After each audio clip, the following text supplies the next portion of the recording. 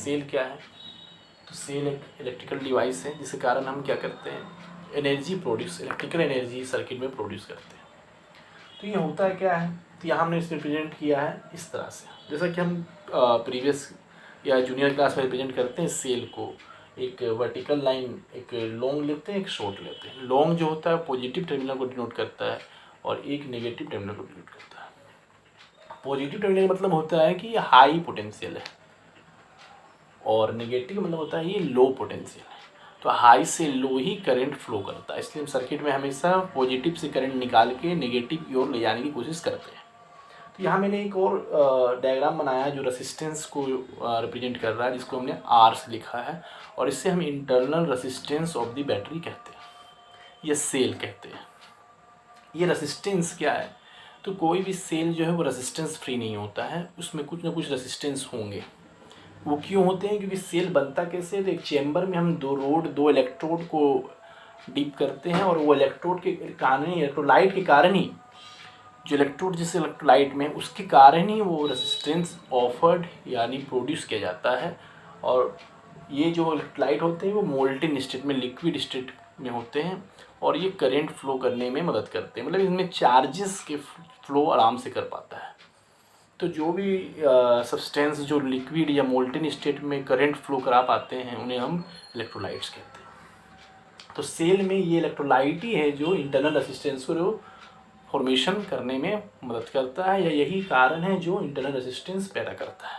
जब new cell आप लाते तो अच्छा परफॉर्मेंस करता है, तो आप देखते होंगे वो अच्छा परफॉर्मेंस कर रहा है, उसका बैकअप अच्छा है, तो धीरे धीरे वो कमज़ोर होते जाता है, धीरे धीरे वो डेड हो जाता है। तो इसी का कारण धीरे धीरे यूज होते होते होते इलेक्ट्रोलाइट रेसिस्टेंस के वैल्यू को अपने बढ़ाने लग जाता है और एक समय वो मैक्सिमम हो जाता है और हम फिर वो सेल को बोलते हैं कि ये डेड हो चुका है।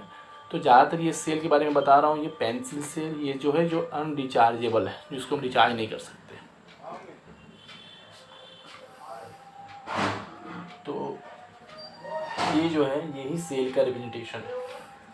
तो मैक्सिमम पोटेंशियल हुआ, मैक्सिमम पोटेंशियल ये सेल का ए और बी जो पॉइंट है इसके बीच में, इसे हम कहते हैं ईएमएफ। और जब सर्किट में हम करंट नहीं ड्रॉन कर रहे हैं, मतलब बैटरी को सर्किट पे लोड नहीं लगाया जा रहा है, बैटरी को लोड नहीं किया जा रहा है, बैटरी से हमने कुछ कनेक्ट नहीं किया है, तो सर्किट में करंट तो रन करेगा नहीं, बैटरी तो एज इट इज़ है।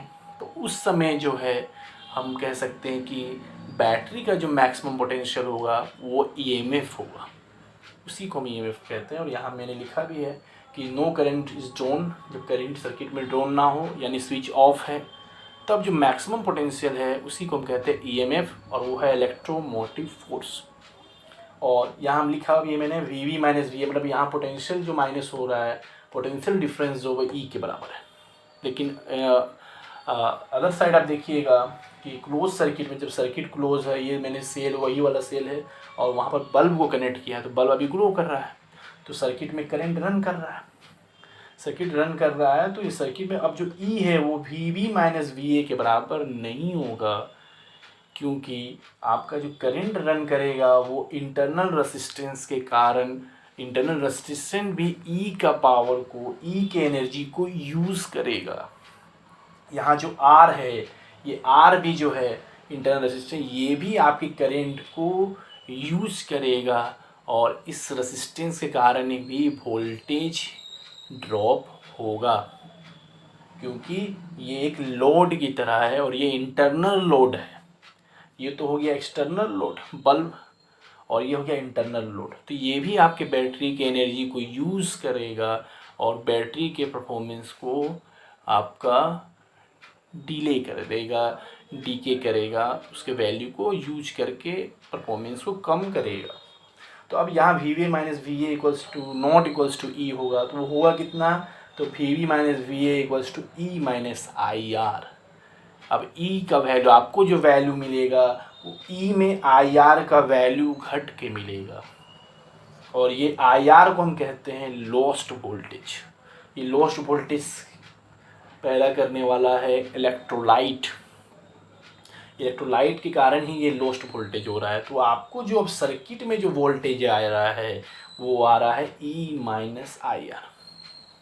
इसका मतलब ये सर्किट में आपको अब ई बैटरी पूरे परफॉर्मेंस के साथ नहीं आ पाएगा, वो वैल्यू अब आपको कम देगा जब ओपन सर्किट के रिस्पेक्ट में।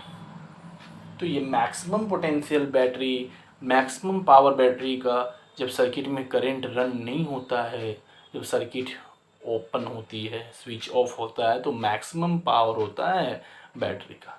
लेकिन जैसे ही आप सर्किट में करंट ऑन करते हैं तो आपको बैटरी का मैक्सिमम पावर ना मिल के उसमें IR का फैक्टर से वो पावर कम हो जाता है, वोल्टेज कम हो जाता है।